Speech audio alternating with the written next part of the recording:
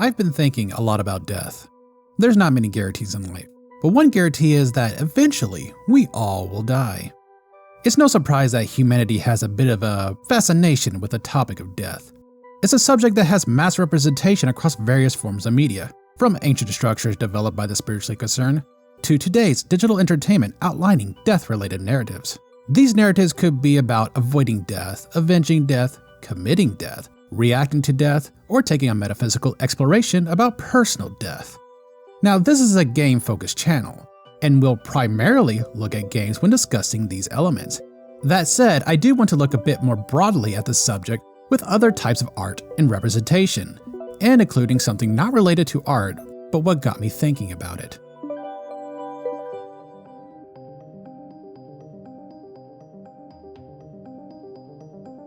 With games, avoiding and committing death is largely the bread and butter.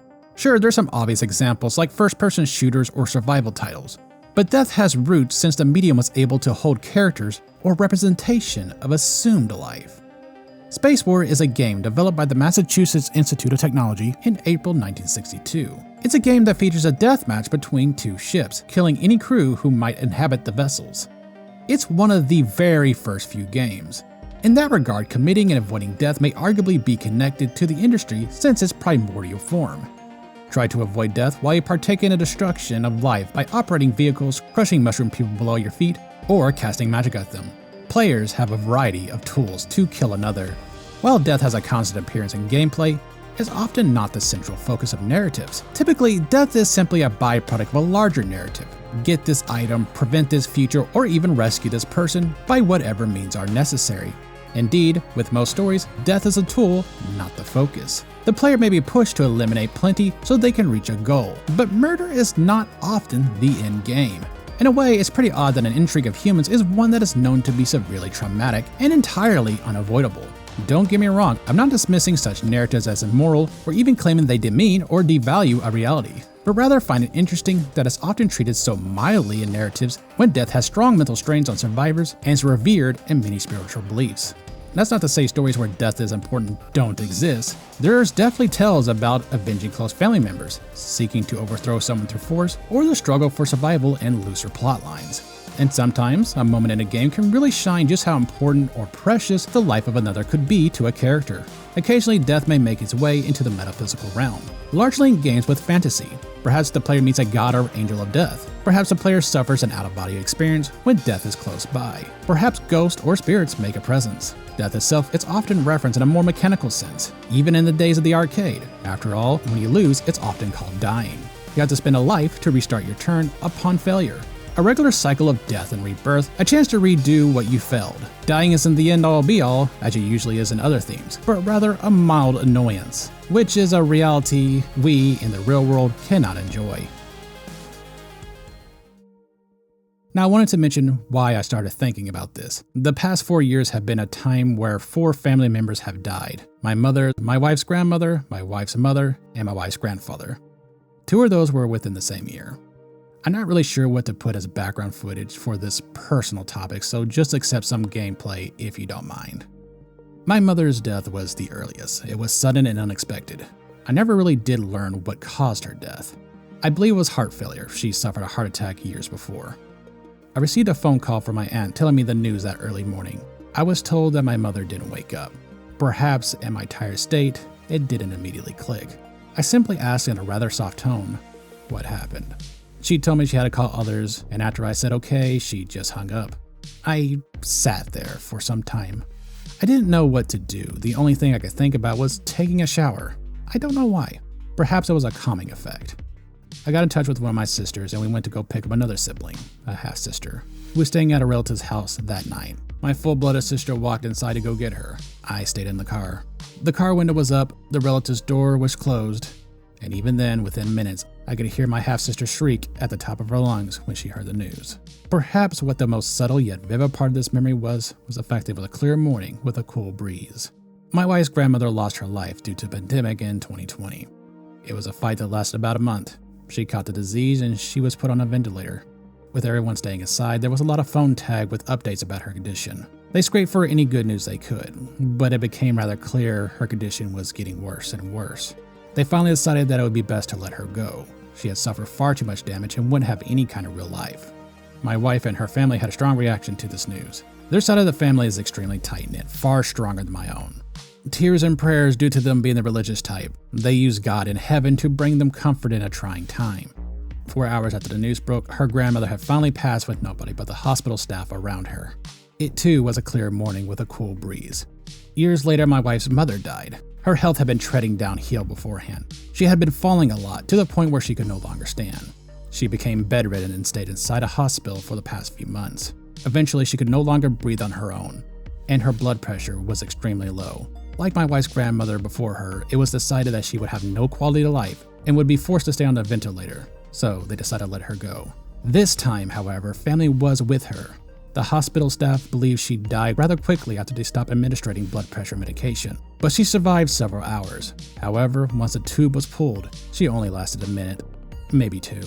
Her family around her, my wife and brother-in-law crying and holding her hands while petting her hair in her final moments. I remember her, extremely sedated and gasping for breath, but unable to draw one. The computer system connecting to her vitals shined a bright red, followed by an alarm system. The family broke down, saying their goodbyes. You probably guessed it, but it was a morning with a cool breeze.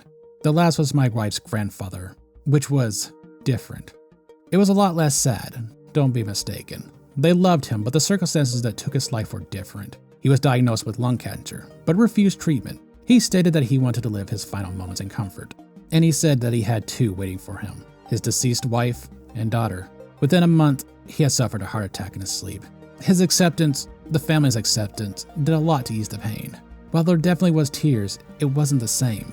They were more at peace, and that morning's cool breeze seemed a lot more comfortable. These reactions to death that I witnessed all look at different experiences. One was sudden and without warning. Two where health was failing, and there was futile attempts to save them. And one where death was actually embraced. In the case of my mother, it was so quick you couldn't say goodbye. My wife's grandmother and mother, there was a refusal to say goodbye. And her grandfather, there was time to say goodbye. I bring up personal experience as a bit of a lens to look how death seems to work in fiction. Again, while I do focus on games, a lot of this can apply to any realm of media. In many cases, it can be used to help move a plotline along, especially with video games. In such cases, the loss of a loved one may be a great motivator for the main character to engage in the grand adventure, but often have little to no bearing on the player, likely because the character was killed off in the beginning with no time to develop an attachment. But with such narratives, the focus is on the adventure itself, not the loss of a relationship. However, there are cases where death is a bit of a shock factor, or perhaps the consequence for a player choice. A popular or important character may die to bring emotion to the player after having grown attached to them throughout the title or even prior titles.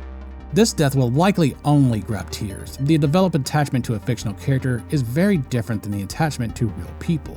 Characters in games or other media, however, may act in much of the same way we do. A character that experienced death may show shocked bewilderment, a pained shriek, a desperate attempt to give comfort to the deceased, or quiet, if hurt, acceptance. These are examples of what I have seen in my experience. But of course, there's a spectrum of different emotions survivors feel. A lot of this depends heavily on what the creator of the story is trying to convey. Is the scene meant to establish a mood or sadness? Is it meant to grow a character? Or perhaps it gives a character a goal or journey? Death and reaction to death shape and mold the lives of others both in reality and fiction. As a story element, it could be a powerful tool, though it's often used rather loosely in games. Causing death is little more than a point system, except for those that are close to the main character. But when applied well, death can not only touch the main character, but touch the player too. Death is an interesting concept that has captured humanity for thousands of years. It's unavoidable. Religions have formed around the concept, discussing whether it is truly the end, and has been invoked to help find peace for those who suffered such heavy personal losses. There are artistic pieces speaking about the concepts of death, and it's often displayed as a tool to meet a goal, and games are part of that crowd. I didn't really expect to bring enlightenment to this subject. For me, this was a topic that was mostly just discussing it as a thought piece, which was brought on by a lot of personal experiences. Very rarely can the gravity of death be replicated by artistic works, and it certainly did not get replicated in this particular video. Death is such a large topic that it's hard to conceptualize all aspects of it. Still, it's something we as a species think about, and I hope I was able to make you think about it as well. A very special thanks to my channel members, especially the Members Thrice Over members like That Crazy Game Developer and Denny McPhee. If you wish to support me and join us as well, I'd be more than happy. Otherwise, like, share, subscribe, all that typical YouTube stuff. Thank you. Have a good one.